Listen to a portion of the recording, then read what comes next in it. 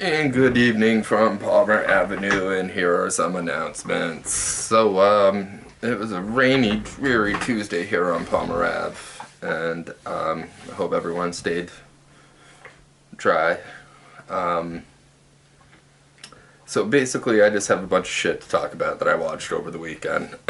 First and foremost, I watched the remake of Red Dawn, which had Thor in it and Josh from Drake and Josh, or as I rather know him, Josh Peck from The Whackness. If you haven't seen The Whackness, watch The Whackness. Just get it, watch it, trust me.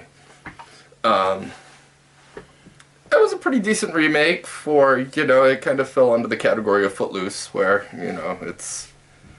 this time it was North Korea instead of the Russians invading some small Midwest country, and Thor and,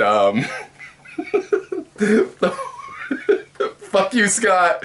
Thor and Josh are brothers whose father gets shot. But go ahead, just come right on.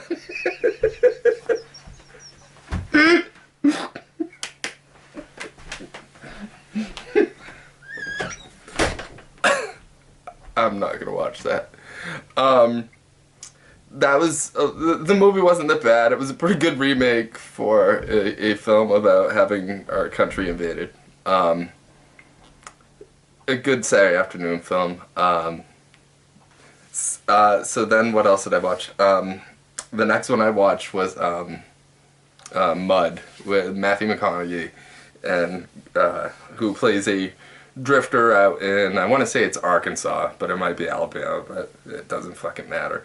And so he's living out on an island, and he befriends these two kids that find him, and he talks them into wanting to, he wants them to help him build a boat, and then, without ruining everything, a whole other storyline involves in it. It's pretty deep. That movie was the role that got McConaughey the Dallas Buyers Club gig. So 2:10, a little long, but that was really good, even with Greasy Reese Witherspoon. Kristen Stewart could have done the same exact job. I'm just saying. And then the other one I watched was Paranoia. And these are all on Netflix. Watch it now. Paranoia starred the kid that played Luke Winklevoss in The Social Network. I don't know his name. There was two of them in fucking Social Network, so that's the best you're gonna get out of me. He's some low-tech guy in some major corporation, and his father is sick. He's Richard Dreyfuss. Well, not the real Richard Dreyfuss. Richard Dreyfuss plays his father.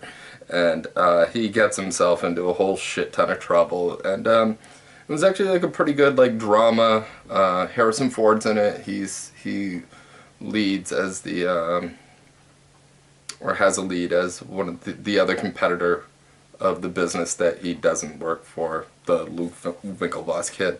It was really good. Little long. The final 2 minutes fucking kind of almost ruined this movie for me, but everyone knows how when it gets mushy and stupid, I'm just like, fuck you. But I know you're all not here to hear me talk about those three awful fucking movies that you want to hear me talk about. 12 Years a Slave. Alright, so I watched 12 Years a Slave last night. If you're into slavery, words with hard R's, and whipping, this is exactly your movie. But if you don't really like that shit, this movie's a little brutal. It's a little rough. It's funny that Steve McQueen did this, and 40 Acres and a Mule, Spike Lee, would never do something like this. I'm still calling out Spike Lee. I still want to fight Spike Lee, even though Raymond Felton has guns.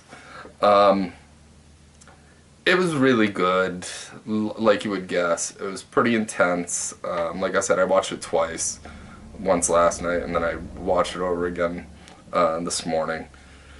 I think you all know the premise of the story, so I won't get into that, or I don't want to ruin anything. But I am going to ruin the Brad Pitt part. So, third act's coming along, and out of nowhere, Canadian Brad Pitt, of course he's Canadian, he is the absolute neutral, you know, person ever. So he comes and, you know, he tells Solomon, the slave, like, you know, you don't seem like one of them Negras, or I don't even think he said Negro. No, I think he's like, he looks at everyone like a person. That's what it is. And so, you know, pulling the emotional heartstrings, like, I'll send that letter to you. And then, of course, you know, Brad Pitt literally saved the day, or the slave. And it was kind of corny. It's kind of cheesy. I mean, he had to be saved by someone, and I guess historically, if this all pans out, then good. Well, it did, because, I mean, the slave actually did write the book in, like, 1853, 12 Years a Slave. Really good movie. Just wouldn't, yeah, you know what you're getting into. So, don't act surprised or shocked. Alright, before I wrap this up, I lost in the semifinals this week in fantasy basketball.